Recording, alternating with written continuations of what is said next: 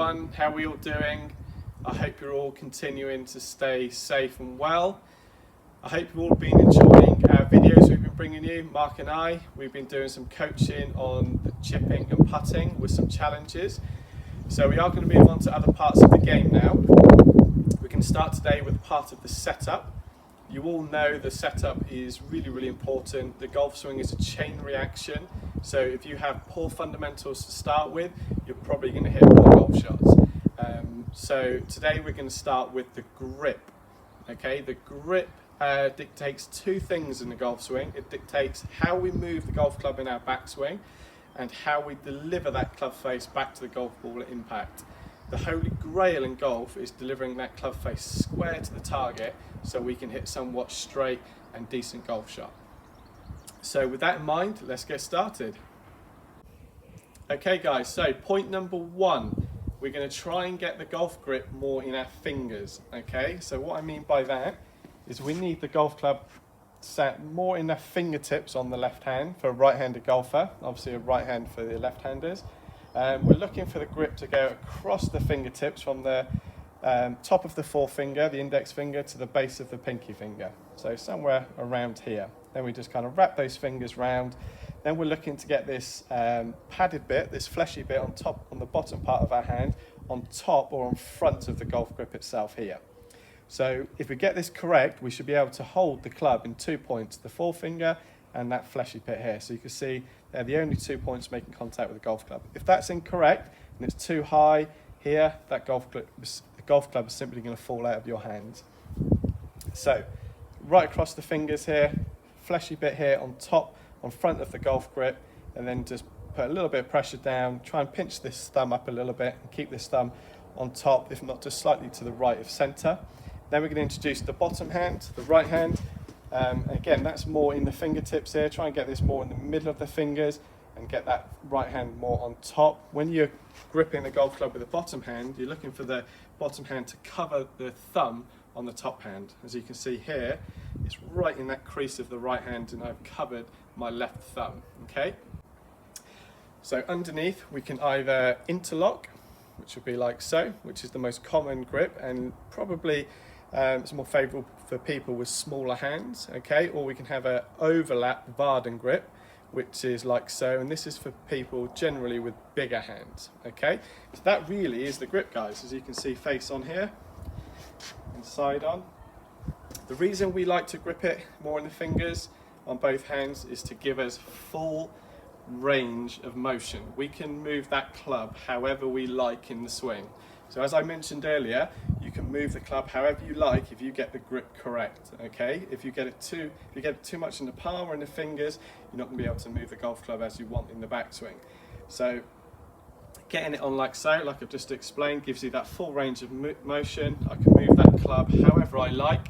You may have had injuries in the past or have arthritis, and you might be limited to your range of motion for your wrists. That's fine. This is just going to give you the best chance of one, maximising distance, obviously using your wrists, and being able to move the club in any way you like. Okay, so moving on to point number two. Okay, now we need to position our hand on the grip in what we describe as a neutral position. Okay, a neutral position should look like this on the golf club. So as you're looking down, you should be able to see 2 to 2.5 knuckles on your left hand.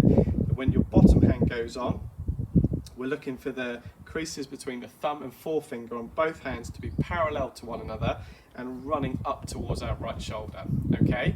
So what we see a lot of as coaches is people either have a weak or a strong grip, and that's what I'm going to describe to you now and show you how that causes poor directional control. So starting with a weak grip, you tend to see the left hand move around to the left or underneath the golf grip, and the right hand follows, so it gets much too on top of the grip itself.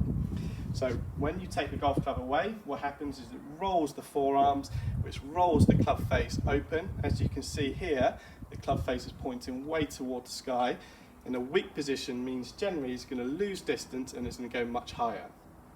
For a less experienced golfer or a beginner, how they'll deliver this club to the ball is like so. As you can see, that club face is open, which will mean the ball will start right, continue to go right, and probably end up in another postcode, okay?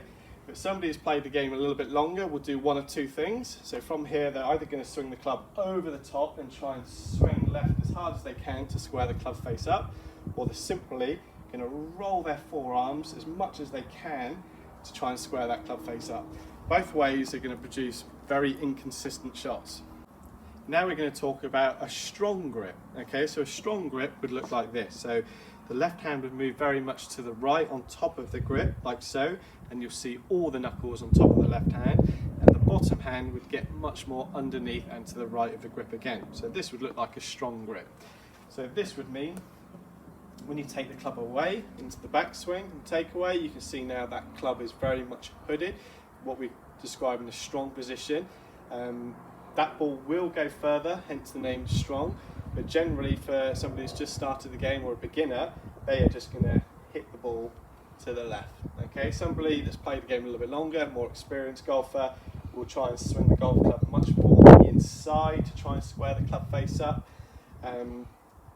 or they're going to try and lean back as much as they can to try and add loft to the golf club.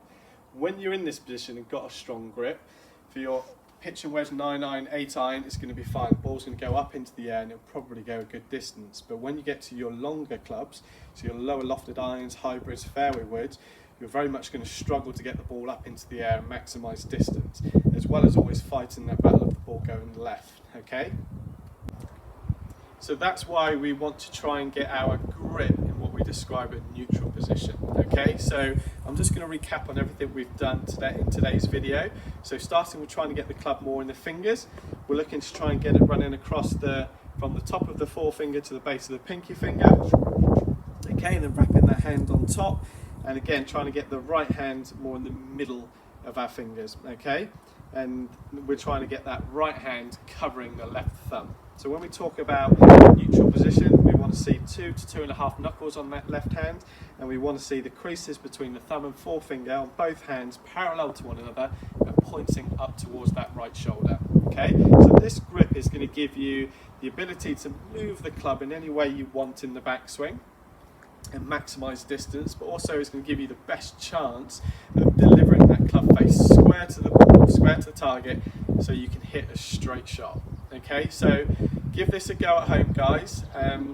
One thing I will say is when you change the grip, it's going to feel a little bit strange, a little bit awkward to begin with, but persevere with it. You might want to book a lesson with myself or Mark as well, because very often when we change our grip, we might need to couple it up with something else in the golf swing, because these things work in pairs. As I mentioned earlier, you might be that golfer who has a very strong hooded club face here, and from there you swing much more on the inside in this manner to try and deliver the club face square to the target. So if we make your club face more neutral through changing your grip and you swing on the inside, you might start hitting the ball a little bit out to the right. So we want to ensure that doesn't happen. But give it a go. If you have any questions about today's video, just drop me an email and I'll try and get back to you as soon as I can. But until next time, guys, I hope you all continue to stay safe, and thank you very much for watching. See you soon.